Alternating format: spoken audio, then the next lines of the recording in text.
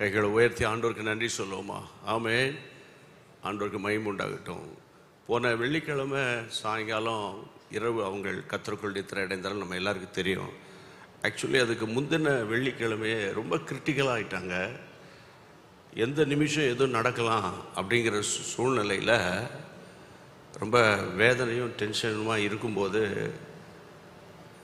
நல்ல கவனிக்க விசுவாசிகள் இங்கே வந்திருக்கிறதெல்லாம் ஊழியக்காரர் குடும்பம் நம்ம தான் ரொம்ப கவனிக்கணும். அவங்க படுத்த படுக்கையில் இருந்தாலும் ஒவ்வொருவரோட கூட பேசி,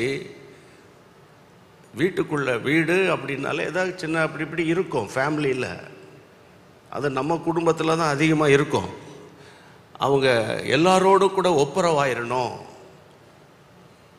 யார் யார் வீட்டில் ஒப்புரவாகலையோ, குடும்பங்கள் அங்கங்கே என்னென்ன ஒப்புரவாகாமல் இருக்குது, யார் யாருக்காக அவங்க ஜெபிச்சாங்களோ அவங்கள கூப்பிட்டு அவங்களோடு கூட பேசி, நீங்கள் ஒப்புரவாயிருங்க, நீங்கள் ஒப்புரவாயிருங்க அப்படின்னு அவங்க உயிருக்கு போராடிட்டு இருக்கிறாங்க.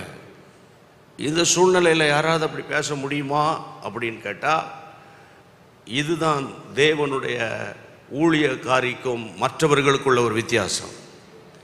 ஏன் இதை நான் சொல்கிறேன்னா, அவங்கள அப்ரிஷியேட் பண்ணல தெரியல, அவங்களுக்கு கேட்காது. பொதுவாக நம்ம ஆட்கள் எப்போவுமே மரித்த பிறகு தான் புகழ்ந்துக்கிட்டு இருப்போம். இருக்கும்போது புகழணும், அதுதான் ரொம்ப முக்கியம். ஆனால் ஏன் இதை நான் உங்களுக்கு சொல்கிறேன் அப்படின்னா, இங்கே யாராவது சண்டை கிட்ட போட்டுக்கிட்டு அண்ணன் தம்பி வீட்டுக்கு போகாமல் சண்டே சர்வீஸில் அல்லேலூயா ஆமேன் அப்படின்னு அந்நிய பாஷையெல்லாம் வரும், ஆனால் கர்த்தர் வரமாட்டார். ஆகவே I humbly request you all.